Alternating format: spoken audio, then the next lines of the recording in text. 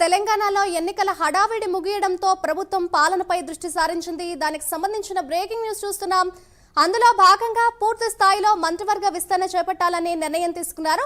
కాంగ్రెస్ ప్రభుత్వం కొలువుదీరిన తర్వాత సీఎం రేవంత్ రెడ్డి ముఖ్యమంత్రిగా బాధ్యతలు స్వీకరించగా ఆయనతో పాటు మరో 11 మంది మాత్రమే మంత్రులుగా బాధ్యతలు స్వీకరించారు. తెలంగాణ కేబినెట్ లో 18 మంత్రి పదవులకు ఛాన్స్ ఉండగా మిగిలిన 6గురిని కేబినెట్ లోకి తీసుకోవాలని సీఎం రేవంత్ భావిస్తున్నారట. వచ్చే నెల 4 లోపు విస్తరణ చేపట్టేందుకు అధిష్టానం గ్రీన్ సిగ్నల్ ఇచ్చినట్లు సమాచారం.